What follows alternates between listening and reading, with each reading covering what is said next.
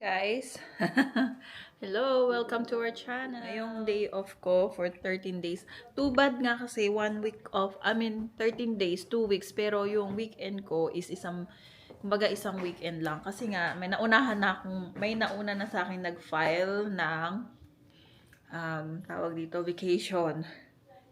Kaya ganun ng 13 days lang. Pero maximize ng 22 days yon kung nakapag-file ka agad ako. Anyway, so, itong bakasyon ko ay ang gagawin ko is nag-renew na ako ng license kasi expired na siya next year.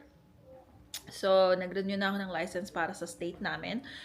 Ang cost niya is $70 to renew a license. Pero nung nag-apply ako dito sa state na to, nakalimutan ko na siya kung magkano, pero sa California is like $700. Not the renewal though. Yung unang ko lang. Nung unang application ko ng lisensya. Yan. So, today maglilinis tayo ng bahay. And also, today ang vacation ko is gagamitin ko sa mga days na yung mga kailangan kong gawin, may to-do list, mga ganun. So today, maglilinis tayo. Maglilinis tayo ng kwarto kasi tawag dito, yung kwarto ni Violet is madumi or maraming kalat. Nandun lahat ng mga laruan niya. Kung makikita nyo dito sa baba, walang masyadong laruan kasi lahat ng laruan niya tinataas namin. Tapos binababa niya yung iba dito. So, yung taas ngayon is, yung kwarto niya is unorganized. So, lilinisin namin today ng nanay ko. Yung nanay ko ang expert sa paglilinis, kaya siya ang kasama kong maglinis today. So, kung magtataka kayo, maraming laruan si Violet. Si Danica din, nung bata pa siya, marami siyang laruan. Pero ngayon, si Violet, marami ding laruan.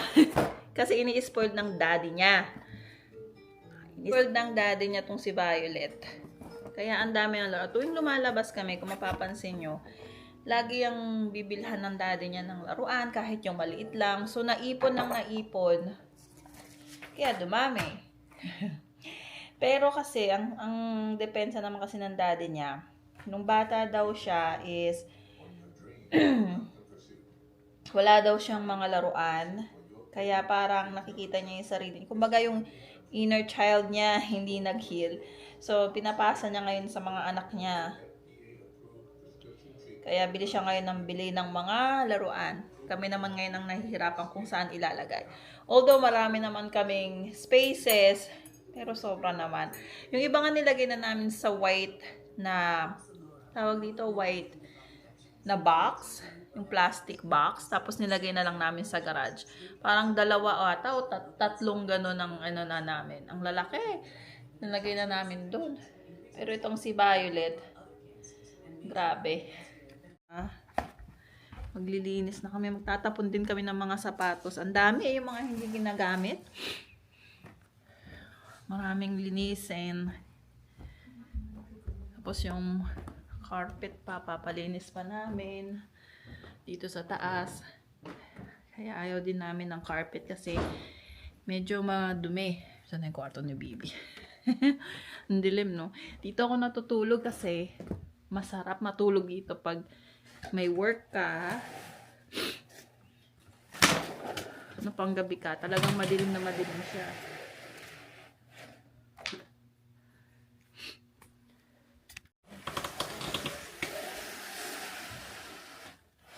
Kitang-kita mo yung labas, yung likod dito. Ay!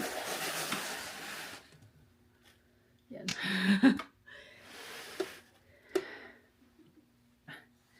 Madaming laruan. Lilinisin mo yan. Tapos ang gagawin niya, pag nakita niyang malinis, aanuhin niya, tawag dito, iguguluhin niya ulit.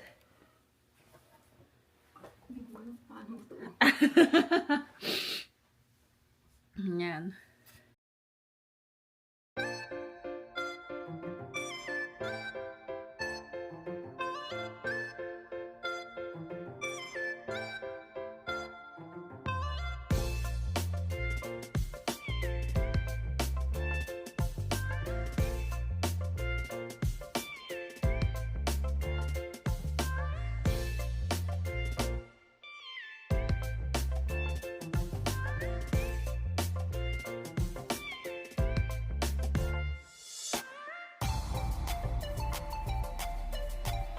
asong to, kung nasan may gawa, andun din siya, oh. Nasan talaga ang center. Andun din siya. Ikaw sisilid namin sa plastic paper.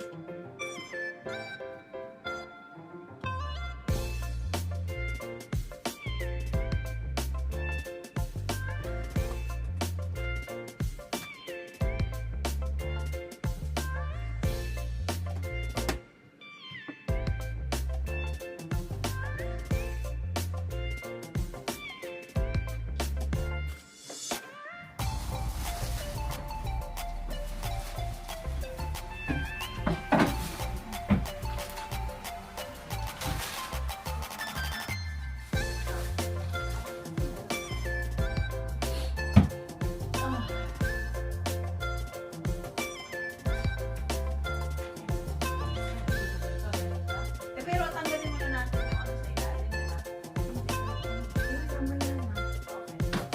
Alisin mo kaya natin para magaan. Ipagbigan mo.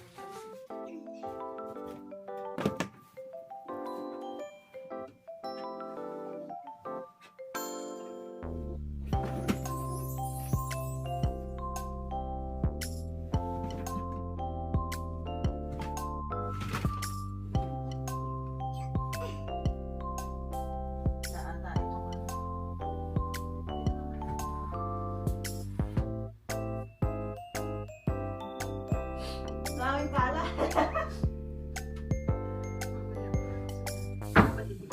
Okay, hold on, natin. Oh, masyado. Ito gumagalaw.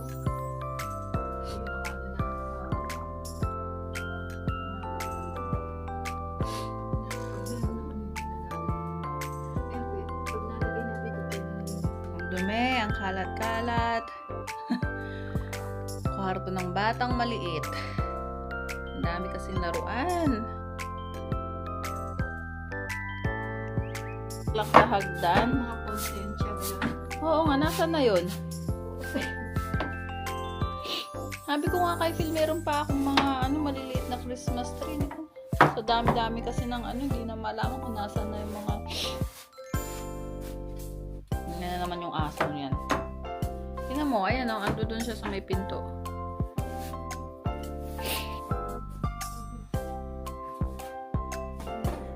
Okay na.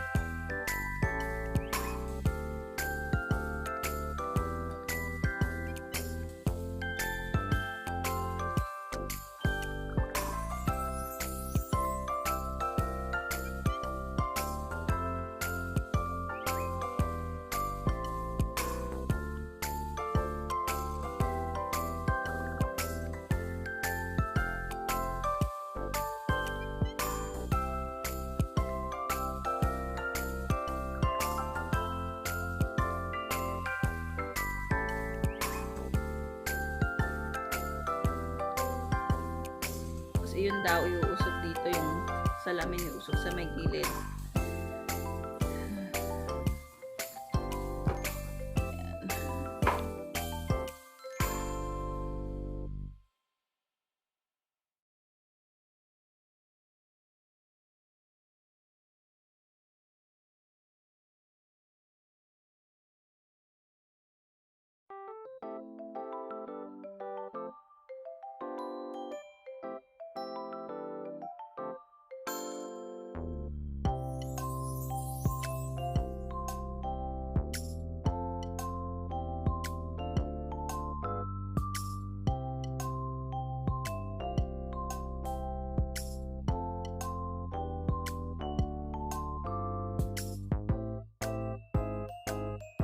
naman.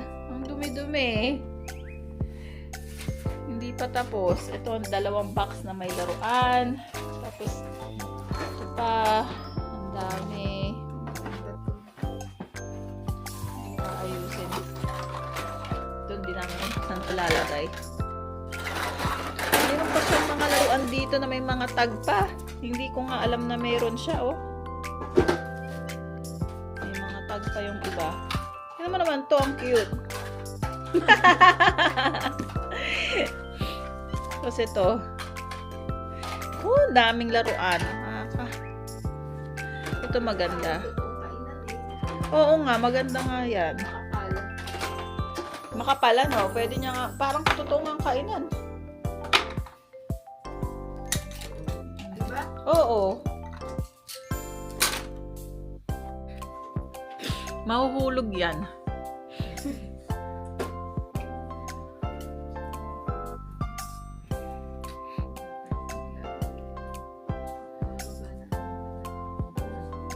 Okay. Ang daming.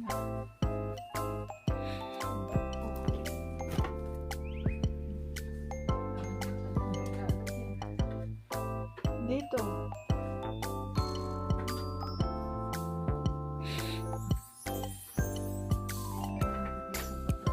Okay. Ito yung kwarto ni... Yung kay Danica. Tingnan mo naman tong asong to. Nakadikit na naman, oh.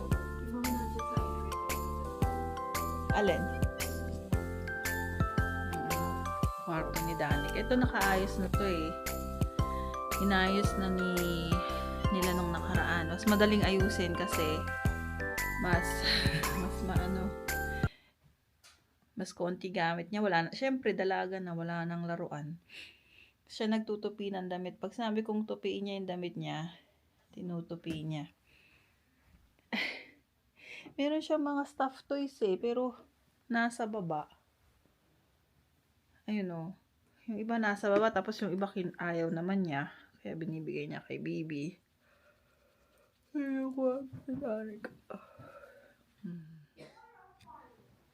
Yan na siya. Tingnan nyo, malinis na. Hindi pa siya actually tapos kasi may mga kalat pa. Pero, mas okay na siya kaysa kanina. Yan. Aalisin pa yon. Maganda nga siya. Pag yung nanay ko naglinis, ang ganda ng pagkakalinis, promise. So, yun na. Dumi pa dun sa labas, oh.